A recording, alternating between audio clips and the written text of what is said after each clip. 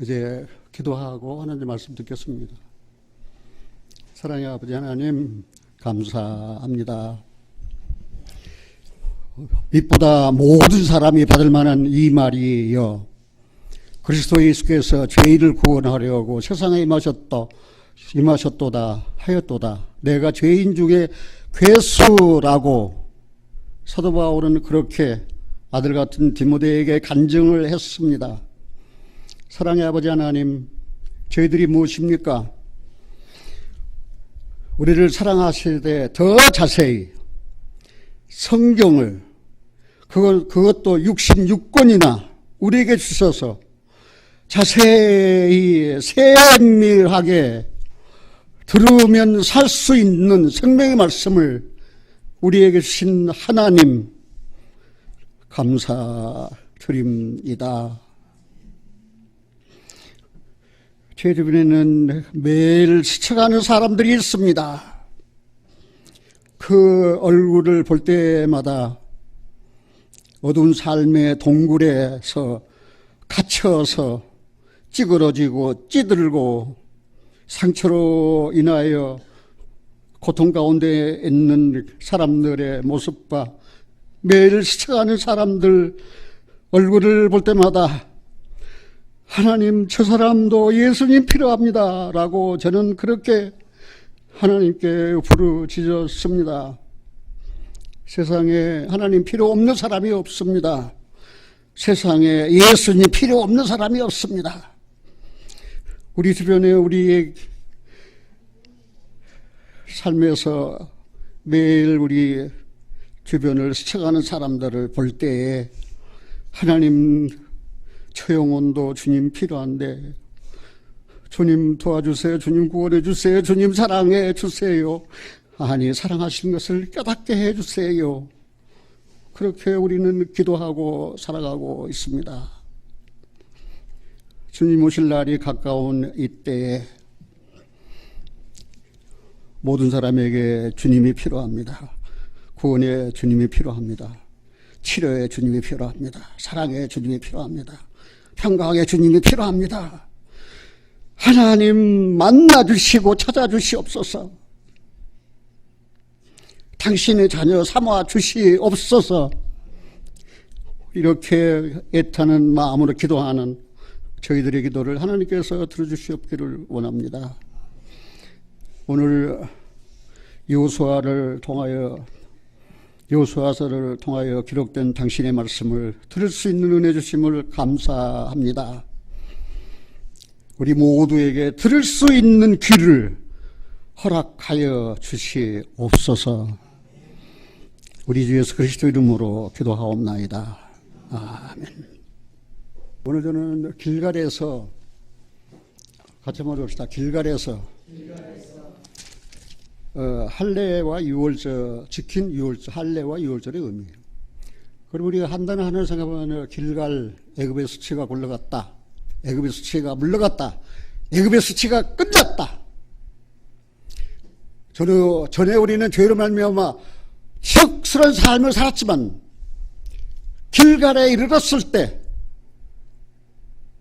치욕스러운 삶이 끝났어요. 이는 삶의 고통도 길갈에서 다 굴러갔어요. 질병도 다 굴러갔어요. 어디에서? 길갈에서입니다. 길갈의 의미는 굴러갔다는 뜻입니다. 다 끝났다는 뜻입니다. 끝났다는 것이 곧 무엇입니까? 새로운 삶을 의미하는 것입니다. 새로운 시대를 의미하는 것입니다. 죄인으로 태어나서 죄 가운데서 저주 아래서 살았던 우리가 말입니다. 그 치욕스러운 저주의 삶이 끝나지 않았으면 그리스도께서 내 안에 우리 안에 사실 수가 없다는 사실입니다. 우리가 할례하면은 믿음의 조상 아브라함과의 약속입니다. 아브라함 후손으로서 남자는 난 지 8일 만에 육신의 표피를 잘라내는 고통이 따르는 예식입니다. 그 할례가 있어야만 내가 하나님의 백성 선민이 되었다는 표시를 그 몸에 지니는 거예요. 그래서 하나님께는 할례 있는 자와 할례 없는 자로 구별하시는 것입니다.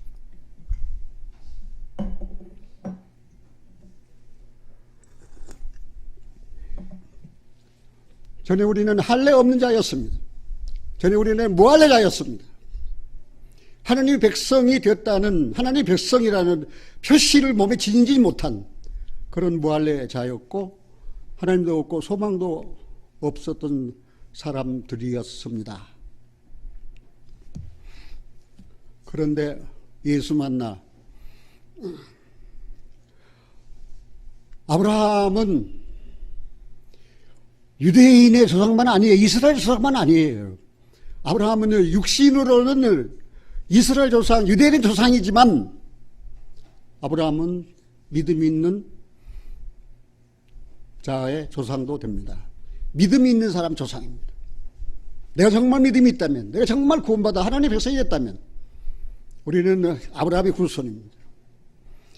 아브라함과 그 후손에게 약속한 할례를 그리스도인은 그리스도로 할례를 받은 거예요. 그리스도의 할례입니다.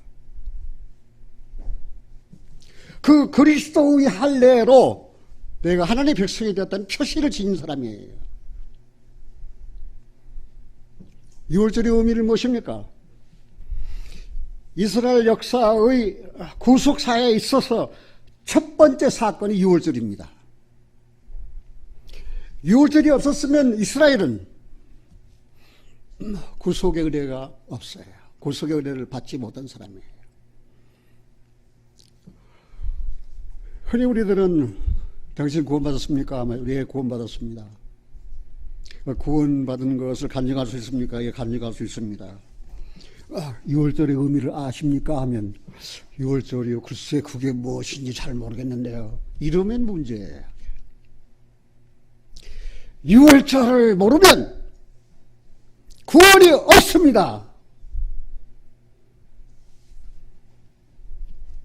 그만큼 유월절의 의미는 이스라엘의 구속사에 있어서 첫 번째 사건이었던 것처럼 믿음을 가진 그리스도인들에게 있어서도 이 유월절은 내 생애의 첫 번째 경험, 첫 번째 사건이에요.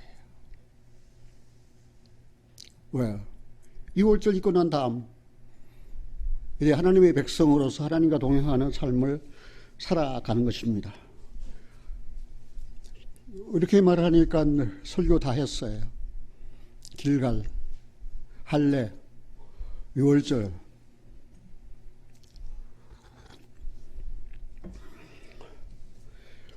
오늘 설교는 쉽지 않습니다. 듣기가 굉장히 어렵습니다.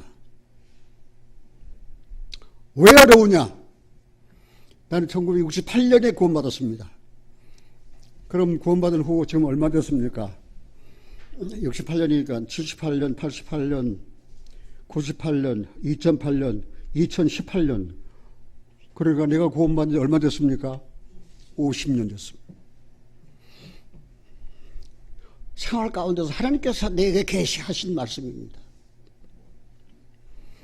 내가 하나님과 동행하는 삶을 살지 않았다면 오늘 설교 할 수 없었습니다.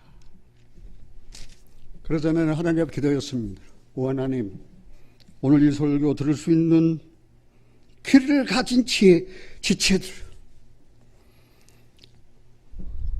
어제 설교 본론으로 들어가기 전에 여러분들에게 주지시키고 싶은 네 가지를 말씀드리겠습니다. 이것은 꼭 메모장에다 기록해 주십시오. 첫째,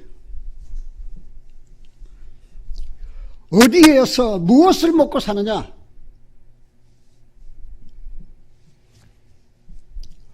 어디에서 사는 거냐도 중요하지만 무엇을 먹고 사느냐 중요합니다. 어디에서 무엇을 먹고 사느냐. 두 번째, 그곳의 생활은 어떠하냐? 쉽게 말해서 내가 사는 곳이 세상이냐? 내가 사는 곳이 그리스도 아니냐? 다른 말로 말하면은 지옥이냐 천국이냐? 지금 내 생활이 말입니다. 지옥이냐 천국이냐? 구원받았으니까 천국 가는 것은 당연지사하지만 이 땅에 사는 동안 하나님 나라는 여기 있다 저기 있다가 아니고 내 안에 있다는 사실입니다. 내 안에 그리스도께서 내 마음의 보좌에 앉아서 나를 지배하고 나를 통치하시리라 그것입니다. 구원받았다 믿음이 있다라고 하면서 마음의 보좌에 주님을 모시지 않았어요. 주님이 내 주님이 아니에요. 주님이 내 주인이 아니에요. 아직도 내가 주인이에요. 그럼 이게 문제입니다. 세 번째, 은혜의 체험은 사랑과 순종의 근거가 된다. 은혜의 체험은. 은혜를 체험하지 않냐고 어떻게 구원받습니까? 너희가 그 은혜를 인하여 믿음으로 말미암아 구원을 얻었나니 이것이 너희에게 난 것이 아니요 하나님의 선물이라. 은혜의 체험을. 은혜의 체험은 내가 은혜를 체험했어. 내가 은혜를 경험했다고 말입니다. 사랑과 순종의 근거가 된다는 사실입니다. 은혜를 체험했다고 하면서 사랑하지 않아요. 사랑이 없어요. 순종하지 않아요. 그 영혼이 무슨 은혜를 체험한 사람입니까? 거짓말이죠. 내가 정말 은혜를 체험했습니까? 그래서 결과적으로 뭐가 나왔습니까? 사랑과 순종의 삶. 이건 굉장히 중요합니다. 나는 은혜를 처음 했거든요. 살아보니까 사랑의 삶이 아니에요. 살아보니까 순종의 삶이 아니에요. 얼마나 많은 눈물의 골짜기를 통행한 줄 아십니까? 얼마나 많은 눈물의 골짜기를 걸은 줄 아십니까? 하나님은 내 눈물을 당신의 병에 담으셨어요. 그리고 나를 건져주셨어요. 다윗이 아둘람 굴에 갇혀서 하나님 나는 아는 자도 없습니다. 나는 피난처도 없습니다. 나는 의지할 자도 없습니다라고 두려워서 떨면서 부르짖던 그 다윗의 부르짖음이 내 삶 가운데 내 생활의 어두운 동굴 가운데에서 하나님 난 아는 자도 없습니다. 나는 피난처도 없습니다. 나를 도와줄 사람도 없습니다. 그럴 때 다윗은 하나님을 의지했습니다. 그런데 아둘람 동굴에 갇혀서도 사울의 추격을 받으면서도 하나님을 의지하고 하나님을 믿는 믿음을 포기하지 않았습니다. 저 역시 마찬가지입니다. 내 삶의 동굴에 갇혀서 울고 부르짖을 때가 한두 번이 아닙니다. 그러나 하나님께서는 나를 도와주셨습니다. 하나님께서는 내 편이셨습니다. 사람들이 내게 대하여 어떻게 하겠습니까? 내가 하나님 편인데. 저는 오늘 아침 말씀을 묵상하다가 저는 성경 말씀 묵상은 물론이지만 매일 일용할 양식을 한 편씩 읽습니다. 그 일용할 양식의 제목이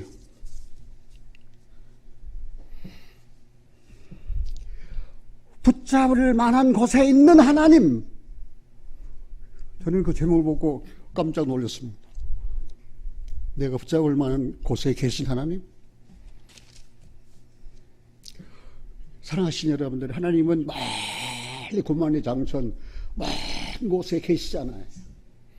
내가 붙잡을 만한 곳에 계신다고 말입니다.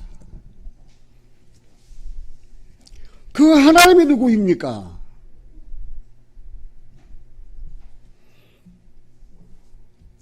내가 붙잡을 만한 곳에 있는 하나님. 다른 말로 하면 아주 가까이 계시다고 말입니다. 하나님. 저는 그 마음이 떨렸습니다. 심령이 떨렸습니다. 정말 하나님은 나의 안고 일어서심을 다하십니다. 너의 마음의 생각을 모르시는 것이 하나도 없으신 하나님이십니다.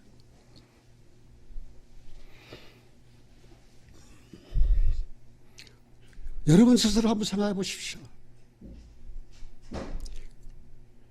나에게 붙잡을 만한 곳에 계신 하나님, 그는 어디에 계신가? 그는 과연 누구인가? 이 말입니다.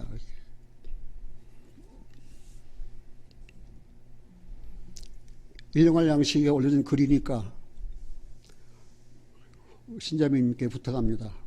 다음 주에는 그걸 찾아서 우리 주보에 꼭 올려주셨으면 합니다.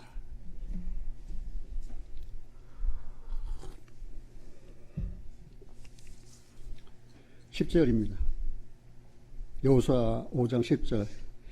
이스라엘 자손들이 누가요? 이스라엘 자손들이라 했잖아요. 이 한국 사람들이 아니고 이스라엘 자손들이 그랬어요. 이 이스라엘 자손들이 누구입니까? 이러면 잘 안 돼요. 아브라함의 후손들입니다. 아브라함이 어떤 사람입니까? 그 사람이 믿음이 있었던 사람입니까? 그 사람이 하나님을 알고 하나님을 섬겼던 사람입니까? 아닙니다. 갈대아 우르에서 아버지를 따라서 우상이나 섬기던 그런 사람이었어요. 그런데 하나님이 그 사람을 만나줬어요. 아브라함아, 이제 본토 친척 아버지 집을 떠나라. 그리고 내가 네게 지시할 땅으로 가라. 히브리서 11장에 보면 아브라함은 그런 하나님의 부르심을 입었을 때 갈 바를 알지 못하고 갔다 했습니다. 그러나 그게 이르는 곳이 어디입니까? 가나안 땅이었습니다. 거기 가나안 땅 하나님의 말씀대로 젖과 꿀이 흘렀습니까? 가나안 땅에 기근이 들었습니다. 어쩔 수 없이 그는 애굽에 내려갔습니다. 그뿐만 아니에요. 그 아들 이삭도, 그 손자 야곱, 곧 이스라엘도 말입니다. 아브라함의 손자 이스라엘 때에 이스라엘은 가나안에서 통째로 전부 다 어디로 내려가 버렸습니까? 애굽으로 내려가 버렸습니다. 애굽으로 내려가서 400년 동안 살았습니다. 그 애굽의 노예 생활이 그들이 얼마나 힘들고 얼마나 숨이 헐떡거리는지 모릅니다. 우리는 그 사실 조금 확인해보고 가는 게 좋을 것 같습니다. 출애굽기 1장입니다.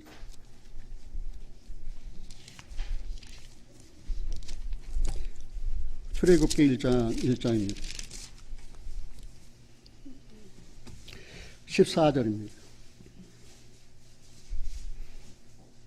13절부터 읽겠습니다. 이스라엘 자손의 역사를, 일하는 거, 역사를 엄하게 하여 고역으로, 같이 한번 읽겠습니다. 14절. 고역으로 그들의 생활을 괴롭게 하니 곧 흙 이기기와 벽돌 굽기와 농사 여러 가지 일이라. 그 시키는 역사가 다 엄하였더라. 애굽으로 들어가서 그들은 뭡니까? 그들은 고역으로 인하여 말입니다. 살기가 너무 힘들고 어려웠어요. 생애 압박을 가졌어요. 그러니까 그 이스라엘 사람들을 말입니다. 애굽에 내려가서 400년 동안 종살이 하면서 요셉을 알던 바로도 다 죽어버렸고 이제 새로운 바로가 들어서서 이 바로는 마귀의 그림자입니다.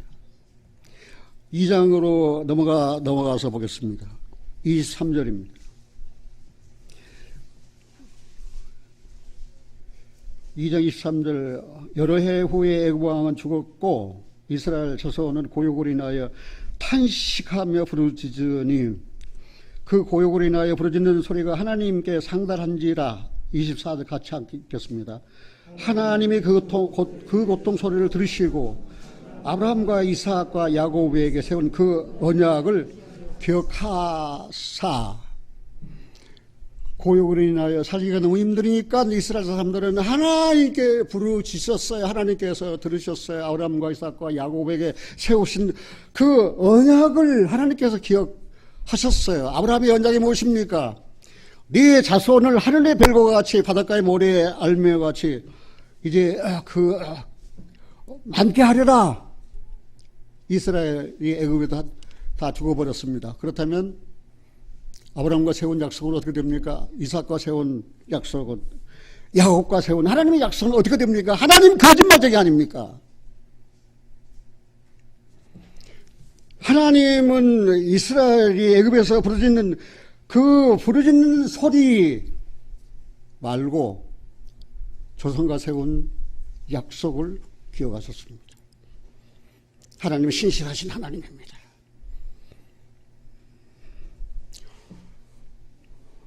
여러분 말씀드린 대로 자랑이 아닙니다. 금전에 저는 영어 성경으로 NIV 성경을 읽습니다. 역대하 초반까지 읽었습니다.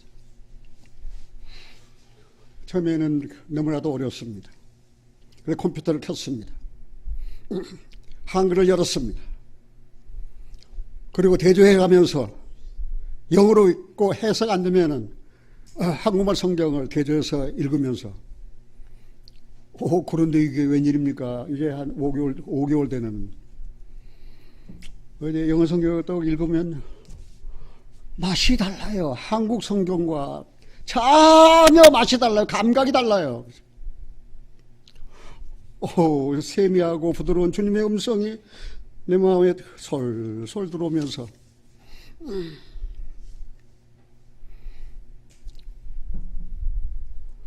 꿀맛 같은 성경. 그럴 때는 하나님 앞에 그렇게 자백하고 기도했어요. 하나님 너무나도 자세하십니다. 하나님 너무나도 세밀하십니다. 하나님 너무나도 신실하십니다. 하나님 너무나도 은혜롭습니다. 하나님 너무나도 자비롭습니다. 하나님 너무나도 사랑이십니다. 그것도 그냥 한마디 딱 하시면 될 걸. 성경 66권을 통해서 말입니다. 그것도 자세히 그리고 역사적으로 이루어진 팩트, 사건을 통해서 말입니다. 이렇게 나타내 주시고 계시해 주시고 깨닫게 해 주시고 만나 주시는 하나님. 내가 어떻게 하다가 이런 하나님을 만났는지. 당신이 이루고자 하는 당신의 뜻을 청사진으로 이렇게 싹 그려가지고 말입니다. 66권이라는 책에 이렇게 자세히 설명해 주시고 나타내 주신 하나님. 전에 내가 가슴이 떨렸습니다. 그것도 한 권도 아니에요. 66권이에요. 그걸 한마디로 싹 요약하면은 사도 바울이 아들 같은 디모데에게 고백했습니다. 이쁘다. 그는 하나님의 신실하시다. 그리고 모든 사람이 받을 만한 이 말이에요. 빈부귀천을 물러나 배웠든 안 배웠든 가졌든 못 가졌든 남자든 여자든 젊은이든 늙은이든 모든 사람이 받을 만한 말을 주셨어요. 그 말이 무엇입니까? 그리스도 예수께서 세상을 구원하려고 임하셨도다.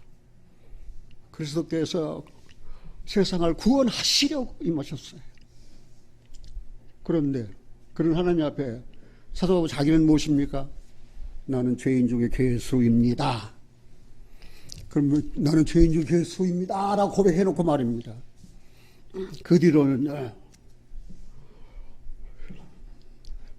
교만하게 불경건하게 신실치 못하게 사랑 없이 산다면은 사도바울의 간증은 거짓말이에요. 새빨간 거짓말이에요. 그래서 아까 메모하기를 바랬던 대로 은혜의 경험은 사랑과 순종의 근거가 됩니다.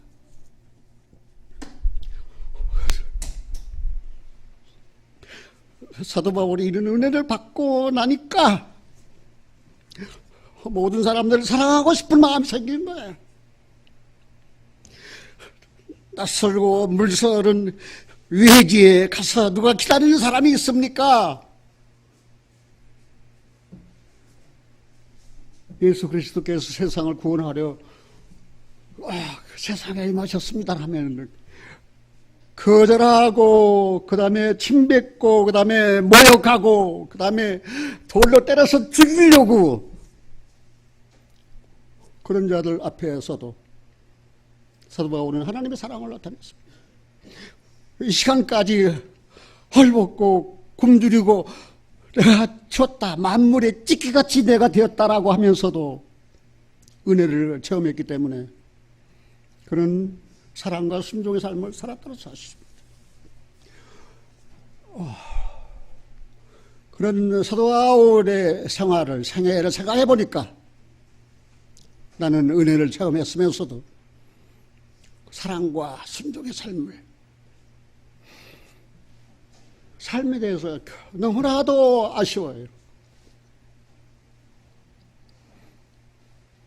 오늘도 우리 두뇌는 서울에서 차 타고 내려왔습니다. 스쳐가는 사람들을 봤습니다. 저 사람 주님이 필요해. 저 사람 정말 주님이 필요한데 그냥 가방 메고 그냥 가자 바다로 들러 가서 즐기자 그리고 여행 가자. 사랑이 필요한데 사랑이 필요한 그 사랑을 외면하고 그 사랑을 받지 않냐고 그러죠. 어떻게 나는 행복한 삶을 살았다고 할 수가 있겠습니까? 그래서 이 이스라엘 백성에게 하나님께서는 유월절을 제정해 주셨어요. 유월절을. 유월절이 곧 무엇입니까? 영어성 한글로는 유월절 됐는데 영어 성경으로 보니까 패스오버예요. 건넜다 그 말입니다. 유월절이에요. 뭘 건넜어요? 애굽의 장자 다 죽던 그날 밤. 왜 애굽의 장자들 다 죽었습니까? 피를 안 발라놨거든. 피가 없었거든.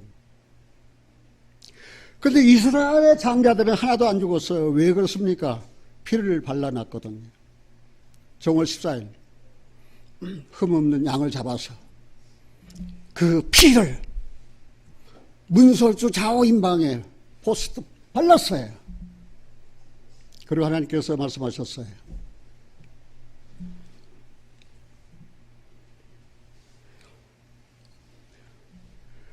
하나님의 말씀이 곧 무엇입니까?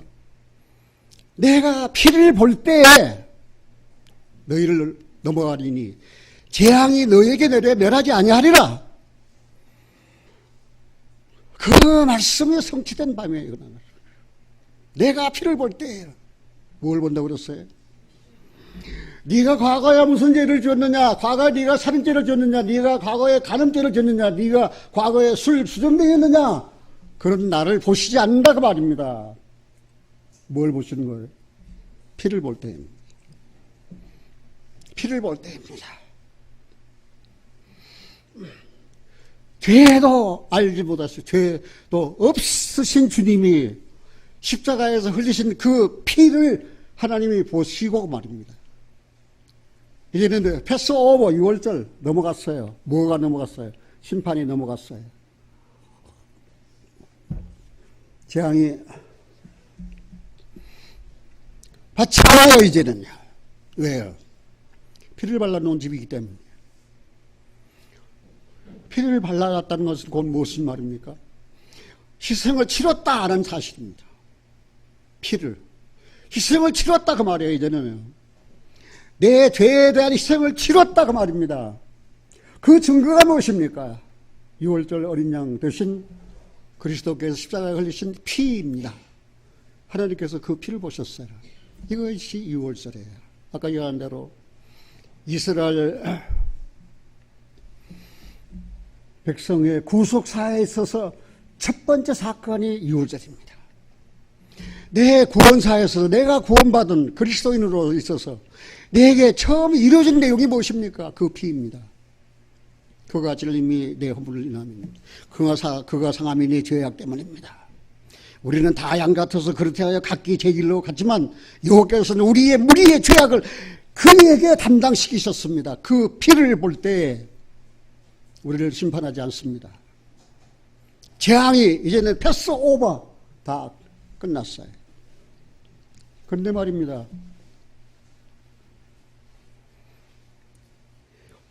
유월절 행하고 이스라엘은 애굽에 머물지 않았습니다. 떠났습니다.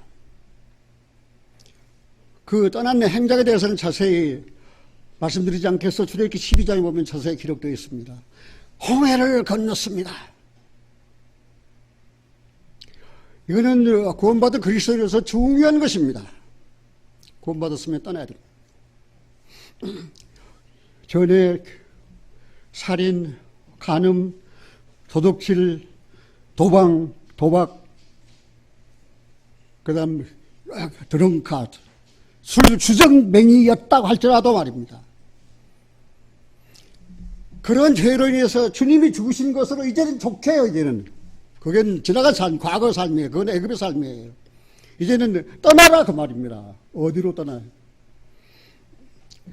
이스라엘 백성이 애굽에서 떠날 때 목적지는 딱 한 곳이었습니다. 그 목적지가 어디였습니까? 가나안 땅이었습니다. 가나안 땅이었습니다.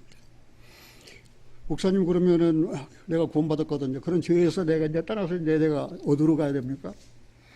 이스라엘 백성 목적지가 가나안이었다면 구원받은 그리스도인들의 그 목적지는 그리스도 안에 들어가는 것입니다. In Jesus Christ. 그리스도 안에 들어가는 거예요.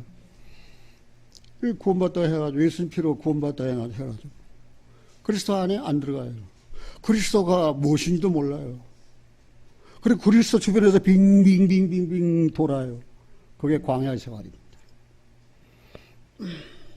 사랑하신 여러분들, 여러분들은 정말 구원받았습니까? 그 피로 죄사함 받았습니까? 그럼 죄사함 받은 그리스도인들의 목적지가 어디입니까? 그리스도 안입니다. 그게 가나안입니다. 그 가나안, 그 그리스도 안에 들어가면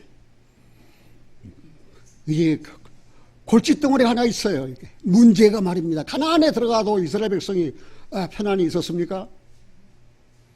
거기에는 원주민이 있었습니다. 가나안 민족, 헷 족속, 기르가 족속, 그런데 7족속이 있었습니다. 이것이 구원받은 그리스도인들에게는 구습을 쫓는 옛사람이라는 사실입니다. 가나안 원주민들 처리하지 아니하고 그 땅에 살고 있는 원주민 처리하지 아니하고 이스라엘 백성들의 평안이 없어요. 그런데 기본 민족은 말입니다. 하나님께서 이스라엘을 구원하시고 이스라엘을 도우시고 이스라엘을 함께 하신다는 사실을 알고 이제는 거짓으로 자신을 위장하고 이스라엘과 화친을 맺었습니다. 여호수아가 어쩌자고 말입니다. 그런 꾀임수에 쏘아가지고 말입니다. 그 민족을 진멸하지 아니하고 그냥 살려뒀습니다. 이거는 신앙생활은 내가 구원받아가지고도 하루아침에 다 완성되는 것이 아니에요.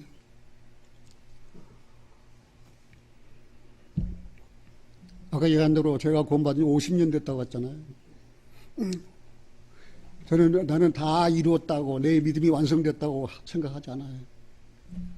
어디까지 이르렀든지 그대로 행하라. 뒤돌아보지 아니하고 사도 바울은 빌립보 교회에게 내가 여러 번 여러분들에게 말했습니다. 많은 사람이 십자가의 원수로 행하고 있습니다. 저희 신은 배입니다. 배가 신이에요. 저희 영광은 부끄러움에 있다고 지적했습니다. 그럼 여러 사람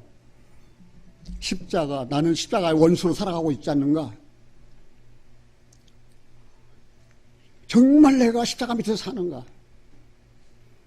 이제는 부끄럽지 아니하고 영광스러운 삶을 사는가? 그거는 굉장히 중요합니다. 홍해를 건넜지만 그들의 삶은 평안과 만족과 행복 있는 삶이 아니었습니다. 그들은 불평했습니다. 그들은 원망했습니다. 오 모세여, 당신이 뭐가 잘났다고 우리를 애굽에서 끌어내가지고 이 광야에서 먹을 것도 없고 양식도 없고 마실 물도 없는 이 광야에서 우리를 죽이려고 우리를 끌어냈느냐? 인도자에 대해서 불평하고 원망했습니다. 어떤 형제는 저에게 그런 원망을 했습니다. 목사님이 전도 안 해줬다면 내가 구원을 안 받았을 텐데, 내가 구원을 안 받았다면 이 갈등, 이 고통 가운데서 내가 살지 아니했을 텐데. 그분은 육군 대위 때 구원을 받았습니다. 그리고 저와는 생활을 하지 못했습니다. 그런데 포항에 전도하러 갔을 때 와, 기적 같은 일이 일어났어요. 거기서 그 형제를 만났어요.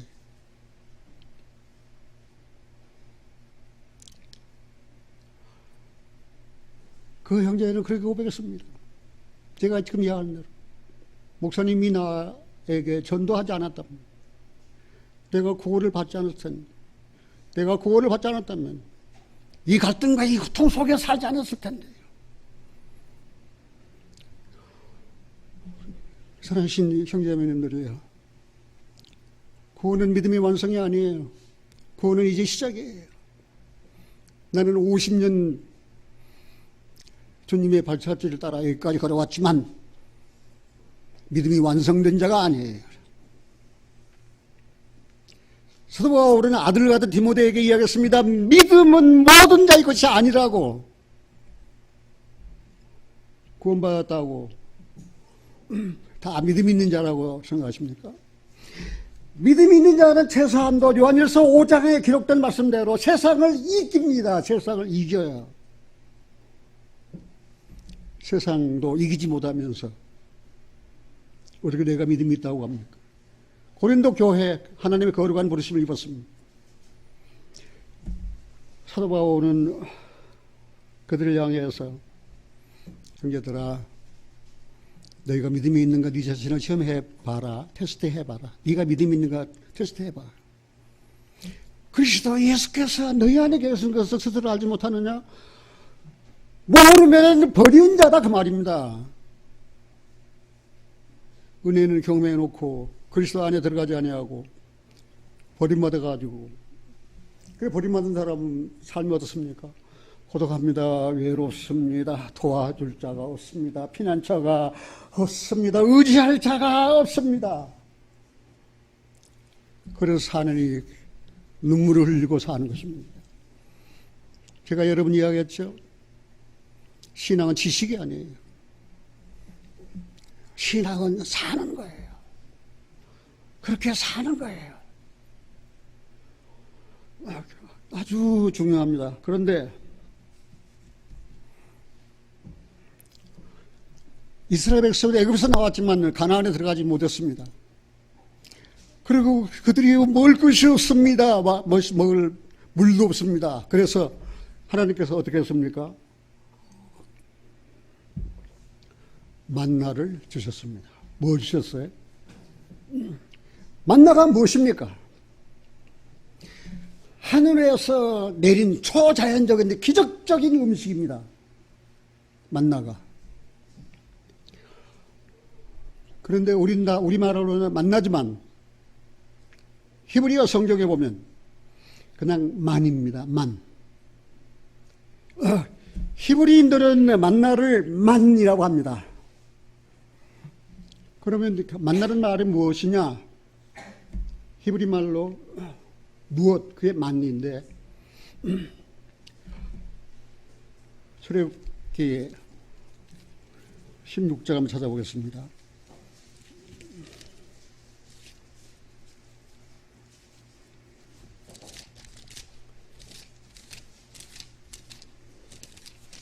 출애굽기 16장 15절입니다. 시간이 없으니까 그냥 여러 절 못 읽고 한 절만 간단히 읽습니다. 출애굽기 16장 15절 같이 읽습니다. 이스라엘 자손이 보고 그것이 무엇인지 알지 못하여 서로 이르되 이것이 무엇이냐 하니 모세가 그들에게 이르되 이는 여호와께서 너희에게 주어 먹게 하신 양식이다. 그래서 먹을 양식이 없어요. 어떻게 합니까? 그 하나님께서 모세에게 약속하셨어요. 만나를 주시겠다고. 이스라엘 백성이 그 진박 텐트 밖에 나가서 보니까 뭐 이슬 같고 세미하고 뭐 그런 가루 같은 거에 떨어져 있어요. 그 이스라엘 백성이 깜짝 놀라서 이게 뭐냐? 그게 히브리 말로는 같이 한번 봅시다. 만후. 그래서 만나 이름이 이게 뭐냐? 그거예요.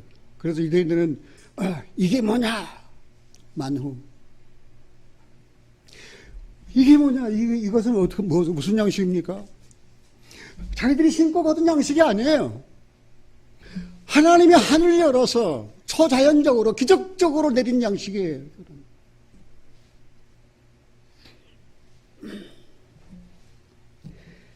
우리는 여기서 이스라엘 사람들이 살았던 장소가 세 곳입니다. 하나는 애굽, 하나는 광야, 하나는 가나안입니다. 세 곳에서 살았을 때 먹던 양식이 다 달라요. 음식이 다 달라요. 다 똑같은 음식 먹는 거 아니에요. 애굽에서는 그들이 먹는 양식이 무엇이었습니까? 그들이 먹는 양식은 같이 한번 해봅시다. 생선. 크게 해봅시다. 생선, 회, 수박, 부추, 파, 마늘. 몇 가지 먹었습니까? 몇 가지 먹었습니까? 애굽에서 먹는 양식은 6가지 먹었어요. 이것들은 다 정육제예요. 이것들은 다 날 것이에요.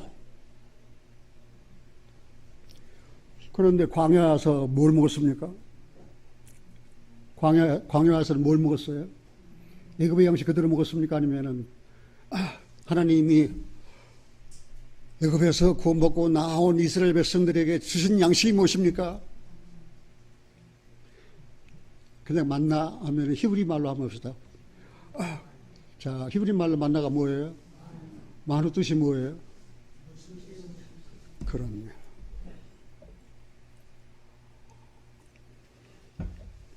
너는 생활해서 그 삶을 살았어요. 그 만나 만후 이게 뭐냐? 내가 50년 동안 구원받고 난 이후에 주님의 길을 걸으면서 만후 이게 뭐냐? 이게 뭐냐? 왜 나만 겪는 고난이냐? 이게 뭐냐? 내가 구원받은 하나님의 백성인데 내 배를 채우려고 내가 전도하지 않았는데 영혼이 불쌍해서 내가 전도했는데 이게 뭐냐? 삶의 동굴에 갇혀서 아는 자도 없었습니다. 피난처도 없었습니다. 의지할 데도 없었습니다. 그러나 오직 나는 하나님만 의지했습니다. 너희도 그 안에서 충만하여 지다가 아닙니다. 충만하셨다고 말입니다.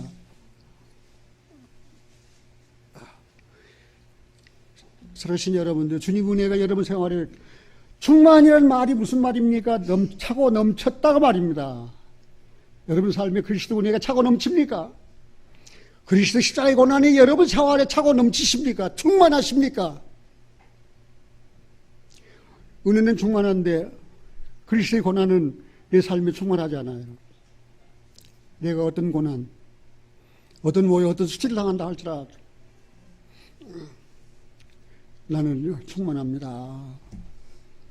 여기 11절 또 그 안에서 너희가 손으로 하지 아니한 같이 한번 읽겠습니다. 할례를 받았으니 곧 육적 몸을 벗는 것이요 그리스도의 할례니라. 살아가신 여러분들, 구원받은 그리스도인들은 이제 그 길을 갔든지 안 갔든지 간에 앞서간 사도 바울은 이야기합니다. 내가 그리스도와 함께 십자가에 못 박혔나니 그런 적이 전에 내가 사는 것이 아니라 내 안에 그리스도께서 사신 것이라. 내가 이제 육체 가운데 사는 것은 나를 사랑하사 자기 몸을 버리신 하나님의 아들을 믿는 믿음 안에서 사는 것이라고 그랬습니다. 믿음 안에 사는 것이 뭡니까? 그리스도 안에 사는 것입니다. 가나안 그 원주민들과 이스라엘이 가나안 땅에서 공존할 수 없었던 것처럼 구원받은 그리스도인들도 이 육적 옛사람과 성령으로 거듭난 새사람이 공존할 수 없어요. 하나는 죽어야 된다는 사실입니다. 새사람이 죽어야 됩니까? 옛사람이 죽어야 됩니까? 옛사람이 죽어야 됩니다. 그 옛사람이 그리스도와 십자가에 못 박힌 거예요. 이제 가다가 보면 내 옛사람이요, 이제 처리되고 내 자아가 처리되었구나. 그거를 경험할 때가 와요. 이거 더 읽어보겠습니다. 12절 같이 읽습니다. 너희가 세례로 그리스도와 함께 장사한 바 되고 또 죽은 자들 가운데서 그를 일으키신 하나님의 역사를 믿음으로 말미암아 그 안에서 함께 일으키심을 받았느니라. 그리스도에서 함께 죽었으면 그가 일으키심을 받았을 때 그리스도인들도 함께 일으키심을 받은 거예요. 그리스도께서 하나님 우편의 영광을 받았으면 일으키심을 입은 성도들도 그리스도와 함께 하나님 우편에 앉은 거예요. 와, 얼마나 찬란하고 얼마나 영광스럽고 얼마나 감사한 사건입니까? 얼마나 감사한 사실입니까? 목사님 꿈 같은 이야기 같습니다. 꿈 같은 이야기 아니에요. 이건 사실이에요. 제가 걸어온 길이에요. 저 한번 읽어보겠습니다. 13절 또 너희의 범죄와 육체의 무할례로 죽었던 너희를 하나님이 그와 함께 살리시고 우리에게 모든 죄를 사하시고 우리를 거스리고 우리를 대적하는 의문에 쓴 증서를 도말하시고 제하에 버리사 십자가에 못 박으시고 정사와 권세를 벗어버려 밝게 드러내시고 십자가로 승리하셨느니라. 그리스도께서 뭘로 승리하셨어요? 그러면 그리스도께서 십자가로 승리하셨는데 우리는 내 힘으로 내가 율법을 지켜서 내 선행으로 승리의 삶. 거짓말하지 마세요. 그런 삶이 어디 있어요? 그리스도께서 십자가로 승리하셨다면 우리도 그리스도 그 십자가로 승리하는 거예요. 내가 은혜를 경험했다면 그 십자가의 고난 동참하는 그리스도인이 되어야 되는 거예요.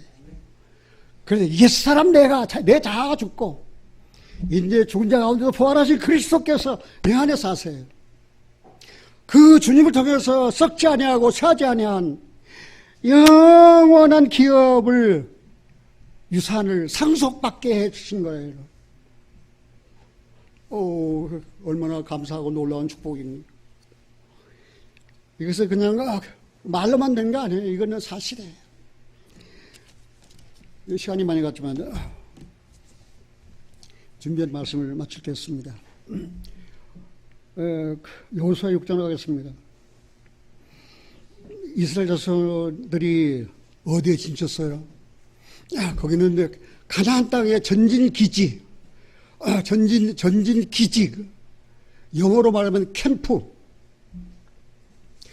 다시 말해서 본부. 그걸 어디에다 세웠어요? 길갈에다가.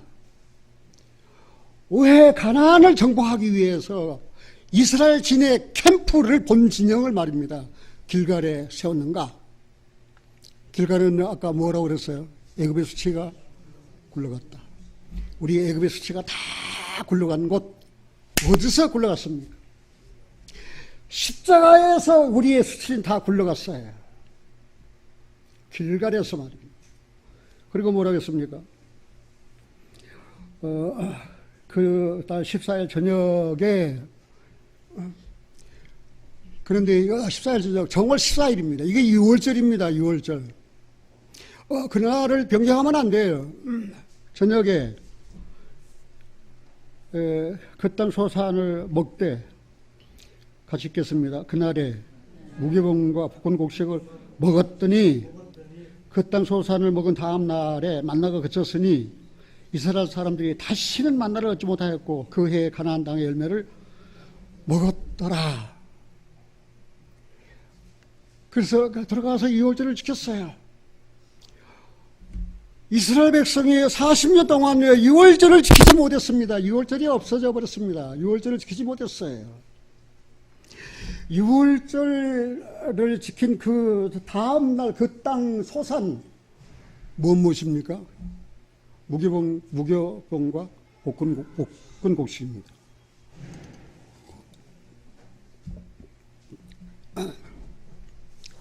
무교병과 볶은곡식을 먹었어요. 그 먹었더니 뭐가 그쳐버렸어요? 만나가 그쳐버렸어요. 여러분들이 말씀드린 대로 만나는 하나님께서 하늘을 열어 기적적으로 주신 음식이에요. 이제는 그런 기적적인 음식이 끝났어요. 이제는 만나가 그쳤어요. 뭘 먹었기 때문에요? 무교병과 복신곡식을 먹었기 때문에. 무교병은 무엇입니까? 그 전변을 붙이는데 그 떡을 만드는데 누룩을 넣지 말아라. 그 누룩은 죄를 상징합니다. 그 무교병은 생명의 떡이신 예수 그리스도를 상징합니다. 무교병. 사랑하시는 여러분들, 내가 구원받았다, 은혜를 받았다, 그 다음에 애굽에서 나왔다, 광야를 통과해서 요단강을 건넜다. 무교병을 먹었는데 유교병을 먹어요. 죄를 넣고 죄를 짓고 음식을 먹어요. 그게 무슨 그리스도의 생활입니까? 무교병과 또 뭘 먹었습니까? 볶은곡식입니다. 이건 너무나도 중요합니다. 볶은곡식은 무엇입니까? 그리스도께서 십자가에서 고난을 당하셨어요. 이게 볶은곡식이에요. 내가 볶은곡식에 대해서 잘 깨닫지 못하고 많은 세월을 지냈습니다. 야, 볶은곡식이 무엇일까? 볶은곡식이 뭘까? 그래서 내가 성구사전을 찾아봤습니다. 성경에 볶은곡식이란 말이 딱 7번 나와요. 여기에 볶은곡식이 나옵니다. 사울이 블레셋과 전쟁하고 있을 때 이새는 다윗을 불렀습니다. 야, 다윗 말제야, 오너라. 네 형이 지금 사울왕을 도와서 지금 전쟁하고 있는데 이거 좀 갖다 주어라. 갖다 준 음식이 볶은곡식이었습니다. 그게 볶은곡식이었어요. 그럼 볶은곡식을 한마디로 정리해보면 전쟁을 위한 양식입니다. 볶은곡식이 뭐예요? 전쟁을 위한 양식이에요. 곡식을 볶아놓으니까 빨리 부패하지가 않아요. 오래 저장할 수가 있어요. 그래서 전쟁터에서 싸우기에는 가장 좋은 양식이 뭐예요? 왜, 파, 마늘, 부추 그것입니까? 아니면 만납니까? 하나님이 기적적인 방법으로 우리를 도와주세요. 그게 아니에요. 지금 기적적인 방법으로 그리스도인 사는 게 아니에요. 지금 만나를 먹고 사는 게 아니에요. 지금 볶은곡식을 먹고 사는 거예요. 그런데 나오미가 모압에 내려가서 얻은 둘째 며느리가 룻입니다. 이 나오미가 자기가 나온 베들레헴으로 가려고 두 자부를 불러놓고 가거라, 너희 친척으로 가라, 그리고 신으로 가라. 큰 며느리를 갖지만 룻은 어머니를 안 따랐습니다. 어머니 나 가라고 하지 마세요. 어머니 가는 곳에 내가 갑니다. 어머니 유세 가는 곳에 내가 유색합니다. 어머니 죽는 곳에 내가 죽습니다. 어머니 백성이 내 백성입니다. 그래 한사코 어머니를 따라갔습니다. 가보니까 정말 젖과 꿀이 있었습니까? 그 땅에 떡 먹을 만한 떡이 있었습니까? 시어머니를 보니 늙었지요. 이 늙은 시어머니를 복양하려니까 어떻게 해요? 그냥 남의 밭에 가서 이삭을 주울 수밖에 없잖아요. 그래서 갔던 게 이삭을 주우러 갔는데 우연이 아니고 내가 볼 때는 하나님의 도우심으로 보아스 밭에 갔어요. 그래서 열심히 이삭을 줍고 있었어요. 그 유력자 보아스가 저 소녀는 누구냐? 그러니까 아무게 그래 너희들 저 여자에게 가까이 하지 말아라. 그리고 저 여자에게 볶은 곡식을 주어라 그 말입니다. 그래서 룻이 볶은 곡식을 먹었습니다. 그 룻이 어떤 사람 어떤 여자였습니까? 아주 난감하고 소망도 없었어요. 늙은 시어머니 복양하기 위해서 남의 밭에 가서 이삭을 주어야 할 그런 처지였어요. 그런데 하나님께서는 그 룻을 버리지 않으셨어요. 보아스라는 유력자를 만나게 했어요. 그에게서 볶은 곡식을 얻어먹었어요. 그 자세한 내용은 뭐 설교하자면 한이 없으니까 그냥 거기서 끝나고, 여러분 잘 아는 대로 다윗이 말입니다. 아까 엔게디 광야의 아들람 굴 그렇게 도망 다니면서 말입니다. 그 나발이라고 하는 그 나발 말입니다. 그 사람 도와줬어요. 그 사람이 양떼를 지켜줬어요. 소문이 들렸어요. 그러니까 나발이 이제는 양털을 깎는 수입이 있는 날이라고 그래서 다윗이 자기 종자들 보냈어요. 가서 먹을 것 좀 얻어오너라. 그러니까 이 나발이 말입니다. 이 미련한 자가 말입니다. 다윗이 누구냐? 그 떠돌이 말입니다. 내가 다윗을 알지 못하는데. 그러면서 거절해서 다윗의 부하들을 내쫓아버렸어요. 그러니까 다윗의 부하들이 돌아와서 보고를 했어요. 그러니까 다윗이 밤이나 낮이나 비가 오나 눈이 오나 추우나 더우나 우리가 그 나발 그 양떼를 지켜서 충나지 아니하고 그러하여금 부자 되게 하는데 일조를 했는데 수입 있는 날 내 종자들에게 먹을 것 좀 달라니까 빈소로 내가 쫓아 다 모여라. 나발에 대해서 진격이다. 그래서 막 갑니다. 그런데 나발의 아내되었던 아비가에 나옵니다. 그리고 오늘 먹을 것을 다윗에게 줍니다. 그때 다윗에게 주었던 곡식이 볶은 곡식이었습니다.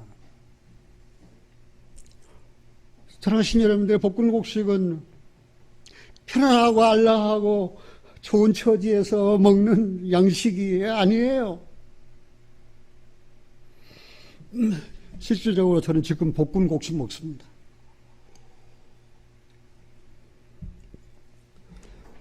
여러분들이 꼭 한번 해보세요. 귀리 있잖아요. 귀리를 볶아요. 그 귀리를 먹으면 말입니다. 이 시장 귀리를 안 느껴요. 그냥 든든해요, 그냥. 귀리 한 2숟갈만 먹어도 그냥 하루 견딜 수 있어요. 근데 날 것으로 먹지 마세요. 내가 아내들아, 여보, 귀리 좀 볶아. 그랬더니, 아이고, 내가 너무나도 힘들고 너무나도 피곤해서 일어나질 못하겠어. 그래서 귀리를 안 볶아주는 거예요. 그러니까 내가 어떻게 해요? 에라 모르겠다. 그냥 낡아서 먹고 나서 꽉꽉꽉꽉 걸려가지고 말입니다. 낡은 것을 먹으면 안 돼요. 그냥 귀리만 볶은 귀리만 그대로 먹으면 안 돼요. 거기다가 우유를 한 컵을 넣어요.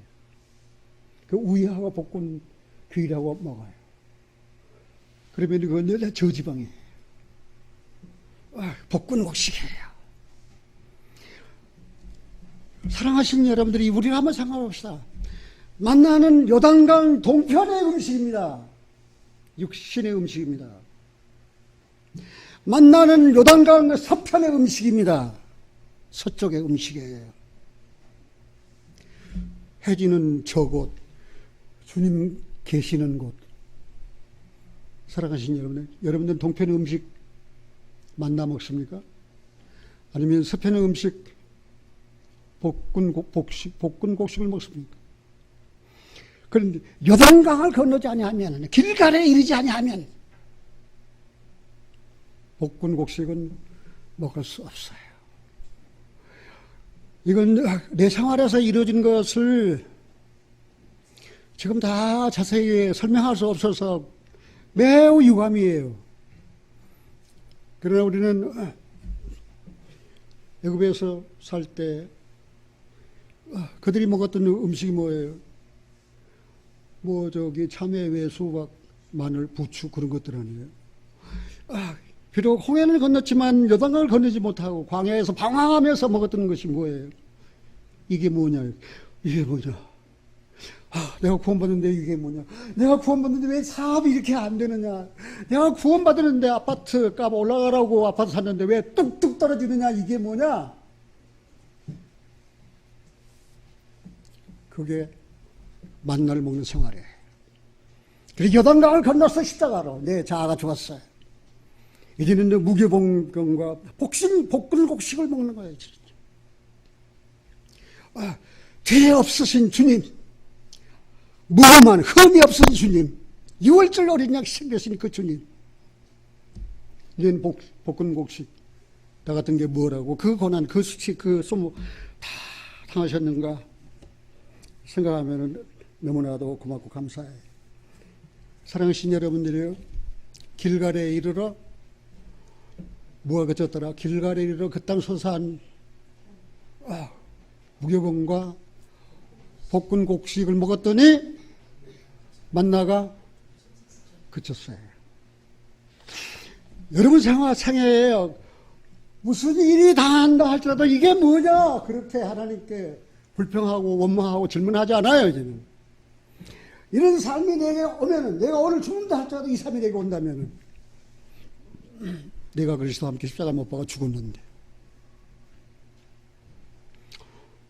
그러면서 그 고난을 어떻게 하는 거예요? 복근곡식으로 달갑게 받아들이는 거예요. 사랑하신 여러분들이요, 이 가나안 땅 길갈에서는 말입니다, 쓸쓸한 광야 생활의 종지부입니다. 불뱀에 물릴 염려도 없습니다. 아말렉과 싸우지 않아도 됩니다. 그러나 하나 생각할 것은, 가나안에는 원주민 제거해야 할 원주민이 있다는 사실입니다. 공생할 수가 없어요. 내 육신의 정욕과 성령의 소욕이 말입니다. 공생할 수가 없어요. 하나는 죽어야지. 그래서 십자가가 필요한 거예요. 저도 힘들고 기운 빠지고 하니까 한 군데만 입고 마칠게요. 오늘 전체 설교를 여러분 생활에 딱 틀을 짜서 마치세요. 먼저 어디 살았어요? 애굽에서 먹는 음식이 뭐였어요? 6가지. 그래서 애굽에서 나왔지만 광야 생활의 떠돌이에요. 원하는 목적지에 아직 이르지 못했어요. 그래서 하나님께서 그들에게 기적적인 음식 뭘 주셨어요? 이게 뭐냐를 주셨어요. 만후를 주셨어요. 이게 뭐냐? 그런데 요단강을 건너 가나안 땅에 왔어요. 그 길갈이 가나안, 요단강을 향해서 이스라엘에서 첫 번째 캠프 진쳤던 곳이에요. 거기 애굽의 수치가 다 물러가는 것이에요. 거기서 먹은 게 무교병과 복근곡식이었어요. 자, 한 군데만 더 보자고 그랬죠.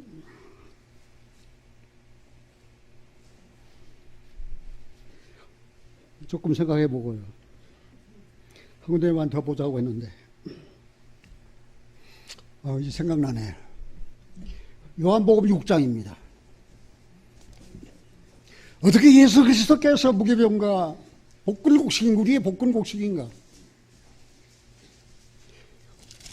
요한복음 6장 찾으셨습니까? 47절입니다. 진실로 투를래 진실로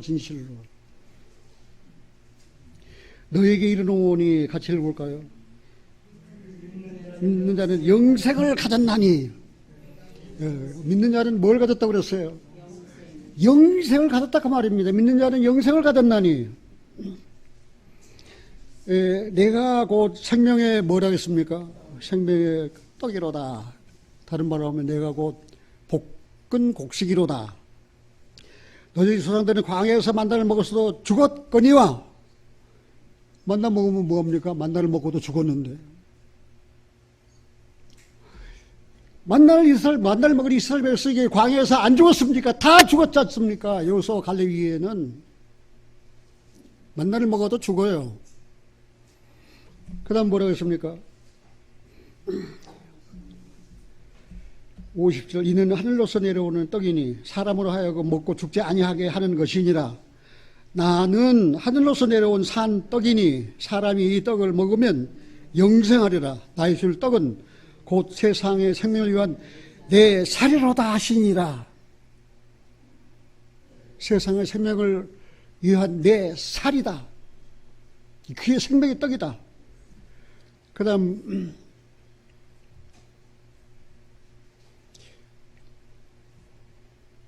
52절입니다. 이러므로 유대인들이 서로 다투어 가로되 이 사람이 어찌 능히 제 살을 우리에게 주어 먹게 하겠느냐. 예수께서 이르시되 내가 진실로 너희에게 이르노니 인자의 살을 먹지 아니하고 인자의 피를 마시지 아니하면 너희 속에 생명이 없느니라. 내 살을 먹고 내 피를 마시는 자는 영생을 가졌고 마지막 날에 내가 그를 다시 살리리니 내 살은 참된 양식이요 내 피는 참된 음료로다. 내 살을 먹고 내 피를 마시는 자는 내 안에 거하고 나도 그 안에 거하나니 살아계신 아버지께서 나를 보내심에 내가 아버지로 인하여 사는 것 같이 나를 먹는 그 사람도 나로 인하여 살리라. 이것은 하늘로서 내려온 떡이니 조상들이 먹고도 죽은 그것과 같지 아니하여 이 떡을 먹는 자는 영원히 살리라. 아멘. 할렐루야. 사랑하신 여러분들이요, 이스라엘은 광야에서 만나를 먹어서 죽었습니다. 하늘로서 내려온 생명의 떡이신 예수 그리스도, 내 살을 먹고 내 피를 마시는 자는 영원히 죽지 아니하리라. 그러니까 이 영에 속한 말을 알아듣지 못한 유대인들이 뭐라 했습니까? 저 정말 황당무계한 저 거짓말쟁이, 우리를 속이는 자. 어떻게 네가 우리에게 살을 주고 네 피를 우리에게 주겠느냐? 우리가 식인족이란 말이냐? 오늘날 또 똑같이 그렇게 생각하는 바보 엉터리들이 있습니다. 이건 뭐예요? 말씀을 듣고 순종하는 삶을 말하는 것입니다. 은혜를 처음 했으면 이 은혜는 사랑과 순종의 기초예요. 예수님의 살을 먹고 예수님의 피를 마시다는 것은 그 생명의 말씀을 듣고 이제 순종의 삶을 사는 것입니다. 사랑하신 여러분들이요, 이건 너무나도 중요합니다. 그런데요, 내가 구원 후에 하나님을 만났거든요. 28년에 한 3년 동안 살아보니까 이게 웬일입니까? 평강의 하나님이 없어요. 평강이 없어요. 평안이 없어요. 그래서 나는 구원의 하나님은 계신데 평안의 하나님 어디 계십니까? 평강의 하나님은 어디 계십니까? 찾았어요. 그런데 말입니다, 하나님의 이름이 말입니다, 한 가지가 아니에요. 내가 하나님의 이름만 잠깐 소개하고 마칠게요. 하나님은 창조주이십니다. 엘로힘. 하나님은 스스로 계신 분입니다. 여호와. 하나님은 나를 살피시는 분입니다. 엘로이. 하나님은 전능하신 분이십니다. 엘사다이. 하나님은 영원하신 분입니다. 엘울람. 하나님은 위로하시는 분이십니다. 나함. 하나님은 모든 것을 다해 사랑하신 분입니다. 엘칸나. 하나님은 의로운 분이십니다. 지두켄. 하나님은 미리 준비하시는 분이십니다. 여호와 이레. 하나님은 가장 높으신 분입니다. 엘리온. 하나님은 어디든지 계시는 분이십니다. 여호와 삼마. 하나님은 은혜 주신 분이십니다. 첸. 하나님은 성립케 하시는 분이십니다. 여호와 니시. 하나님은 거룩하게 하시는 분이십니다. 여호와 카도시. 하나님은 살롬이십니다. 여호와 살롬. 하나님은 우리의 왕이십니다. 여호와 멜렉. 하나님은 치료자이십니다. 여호와 라파. 하나님은 부드러우신 분입니다. 룹. 하나님은 목자이십니다. 여호와 로이. 하나님은 능력이십니다. 여호와 체바오트. 하나님은 우리의 반석이십니다. 여호와 추리. 하나님은 내 삶의 주인이십니다. 아도나이. 하나님은 우리와 함께 하시는 분이십니다. 임마누엘. 하나님은 말씀이십니다. 로고스. 하나님은 용서하시는 분이십니다. 아모스. 하나님은 영원히 목마르지 않는 생명수이십니다. 자오 히도. 하나님은 빛이십니다. 포스. 하나님은 거룩한 영이십니다. 표누마. 하나님은 사랑이십니다. 아카페. 하나님은 침묵하시는 분이십니다. 하사. 지금 하나님의 이름을 30가지 제가 여러분들 소개해 드렸어요. 저는 내 생애에서 50년 동안 신앙생활을 하는 가운데서 30가지 이름으로 나타난 하나님을 저는 거의 다 만났습니다. 하나님은 나의 질병을 치료하시는 분이십니다. 하나님은 내 삶을 준비하시는 분입니다. 여호와 이레. 하나님은 나의 평강이십니다. 여호와 살롬. 와, 그런 하나님을 내 삶에서 만날 때 말입니다. 내가 하나님 앞에 얼마나 위대한 존재인지, 내가 잘해서 위대하게 된 거 아니에요. 하나님께서 나를 그렇게 하셨어요. 내가 하나님 앞에 얼마나 거룩한 자인지 내 행위로 된 게 아니에요. 하나님께서 그렇게 하셨어요. 여호와 니시. 승리하여 깃발을 달게 하신 하나님이세요. 사랑하는 형제님들이에요. 어디서 무엇을 먹고 삽니까? 따라서 어디서 무엇을 먹고 사는 거예요? 애굽에서, 아니면 광야에서, 아니면 가나안 길갈에서 2월도 지켰더니 그 땅 소사를 먹고 나니까 만나가 뚝 그쳤어요. 이제는 기적적인 삶이 아니에요. 이제는요. 예를 들어 한 사건, 한 일마다 고난을 통해서 우리에게 자신을 나타내 주셔요. 내가 평안이 없어서 헤맬 때 하나님께서 가르쳐줬어요. 너 무엇이든 참되느냐, 무엇이든 진실하냐, 무엇이든지 의로우냐, 무엇이든지 경건하냐. 아닌데요. 그러니까 평안이 없지. 그러면 어떡하나요? 너 죽어라. 그 십자가에 죽었더니 마음이 평안해. 그렇게 평안할 수가 없어요. 이게 이론입니까? 신앙이. 사랑하신 여러분들이요, 오늘 말씀 잘 들어서 감사합니다. 기도하겠습니다. 사랑하신 아버지 하나님, 저희들이 무엇인데 이보다 모든 사람이 받을 만한 일이요,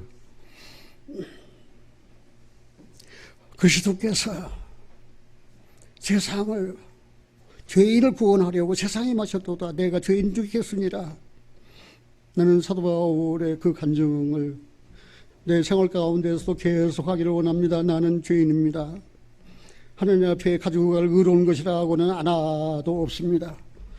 그래서 나는 세상 것을 그리워하고 사랑하고 그 정욕죄인 그런 파나 마늘이나 외나 부추나 그런 것들을 구하고 또 기적적인 음식 만나를 통해서 저는 하나님의 기적을 바라고 살았던 바보 같은 사람이었습니다. 그러나 요단강 건너 이제 내가 그리스도와 함께 십자가에 못 박아 죽고 그리스도의 할례가 내게 이루어진 이후에는 무교봉과 복근곡식, 이제는 믿음의 선한 싸움을 싸우라고 복근곡식을 주셔서 이제는 부패하지 아니하고 오래 저장해도 이제는 힘받지 아니하고 충분한 영양을 공급하여 이제 넉넉합니다 라고 고백할 수 있는 이 은혜 주신 하나님 앞에 감사합니다.